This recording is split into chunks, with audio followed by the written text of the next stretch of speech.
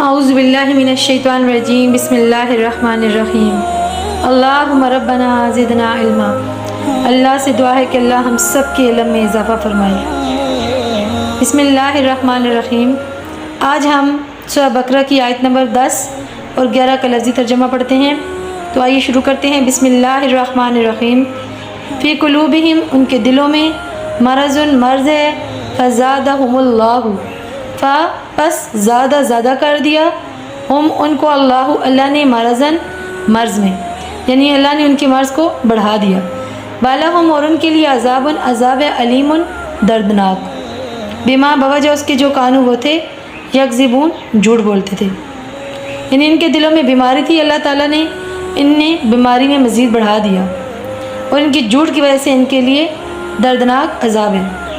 وَإِذَا، اور جب قیلا کہا جاتا ہے، لہم ان کو، لا تفسدوا، نہ تم فساد کرو، فی الارض زمین میں، قالو کہتے ہیں، انما بے شک ہم، ہم مصلحون اصلاح کرنے والے ہیں، یعنی کہ جس وقت ان سے یہ کہا جاتا ہے کہ زمین میں فساد نہ کرو، تو جواب میں کیا کہتے ہیں کہ ہم تو اصلاح کرنے والے ہیں۔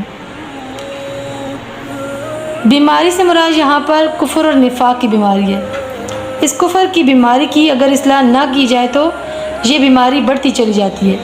منافقین کی سب سے بڑی علامت جھوٹ بولنا تھا، جس سے اجتناب کرنا بہت ضروری ہے۔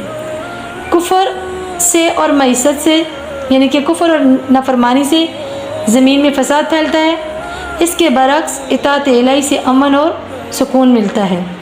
ہر دور میں منافقین میں یہ بات عام تھی کہ وہ زمین میں فساد پھیلاتے تھے، جگہ جگہ وہ فساد کو پھیلانے میں ہر وقت کوشاں رہتے تھے، اور اللہ تعالیٰ کی حدود کو توڑنے میں لگے رہتے تھے، اور زبان سے جھوٹ کا دعویٰ یہ کرتے تھے کہ وہ اصلاح کرنے کے لیے اور ترقی کرنے کے لیے کوشاں ہیں، یعنی کہ لوگوں کی اصلاح کے لیے وہ ترقی میں لگے ہوئے ہیں۔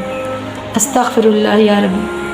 اللہ تعالیٰ سے دعا فرمائیں جھوٹ، فساد، نفاق، منافقت سے بچا کے ہم سب کو یاد الہی میں مشغولیت عطا فرمائے، آمین یا رب العالمین۔